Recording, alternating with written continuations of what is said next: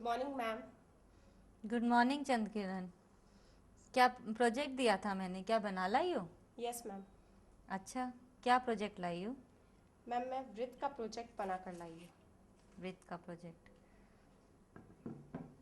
आप इससे वृत्त कैसे समझा सकती हैं? मैम वृत्त बिंदुओं का वह समूह है जो कि एक स्थिर बिंदु से समान दूरी पर होता है।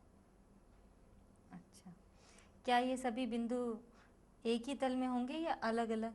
मैम ये सारे बिंदु एक ही तल में होंगे। एक ही तल में होंगे। और क्या समझा सकते हैं आप इससे? मैम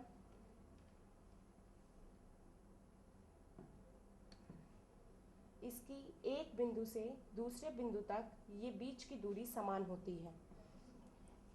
स्थिर बिंदु से इस बिंदु तक की दूरी समान है। Yes ma'am. ठीक है।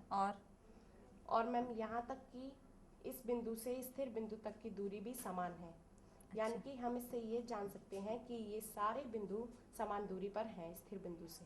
स्थिर बिंदु से। यस। जो ये बिंदु समान दूरी पे हैं स्थिर बिंदु से यस मैम। वृत्त के बिंदु तक की दूरी को फिर हम कुछ खास नाम कहेंगे। यस मैम, इसका नाम है त्रिज्या। ठीक है। अच्छा, तो आपने वृत्त की बिंदुओं को कीलों से दर्शाया है और ये स्थिर बिंदु यानी कि आपका केंद्र हो गया। Yes ma'am. तो आप इससे और क्या समझा सकते हैं?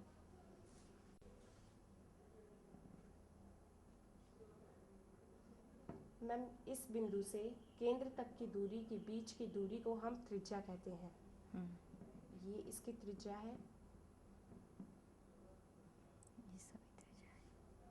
ये ये सभी सभी त्रिज्याएं हैं और बराबर होती हैं। और ये सभी बराबर होती हैं। अच्छा, तो ये सभी त्रिज्याएं बराबर होती हैं। Yes ma'am. इसे क्या कहेंगे? मैम ये त्रिज्या दुगनी हो गई है, यानी कि इसे हम व्यास कहेंगे। इसे हम व्यास कहेंगे, यानी कि त्रिज्या का दुगना व्यास हो व्यास। गया। अब आप इससे वृत्त का और क्या गुण समझाएंगे? मैम देखिए, दो बिंदु से मिलाया गया रेखाखंड जीवा कहलाता है। ये छोटी बड़ी हो सकती हैं, जैसे ये देखिए, ये बड़ी होती जा रही है, ये उससे बड़ी, ये और भी ज़्यादा बड़ी होती चली गई।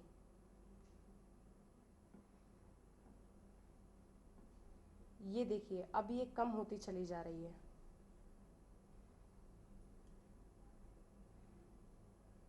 ये देखिए।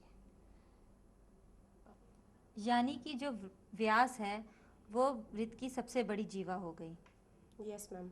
और इससे क्या गुण समझाए जा सकते हैं? हम इससे ये समझा सकते हैं कि ये जो व्यास है वो वृत्त को दो बराबर भागों में विभाजित करता है। इसे हम अर्धवृत्त कहते हैं। अगर हम इसकी स्थिति को कम कर दें तो ये दीर्घ वृत्तखंड हो जाएगा और ये लघु वृत्तखंड हो जाएगा।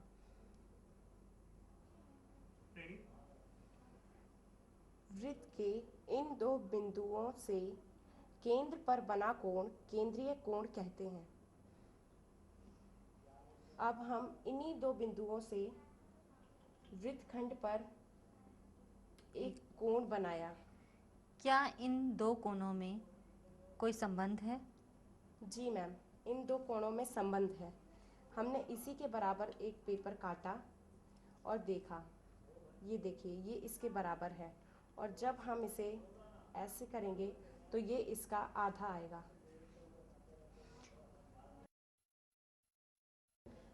वृत्त के इन दो बिंदुओं से केंद्र पर ये कोण ये केंद्रीय कोण है और इन्हीं दो बिंदुओं से हम वृत्तखंड पर एक अन्य कोण बनाएंगे। क्या इन दो कोणों में कोई संबंध है? जी हाँ मैम, ये हमने इसका नाप लिया। केंद्रीय कोण का माप। केंद्रीय कोण का हमने ये माप लिया। अब हम इसे दो बराबर भागों में बांटेंगे। ये देखिए, यानी कि केंद्रीय कोण वृत्तखंड में बने कोण का दुगना होता है। ठीक है।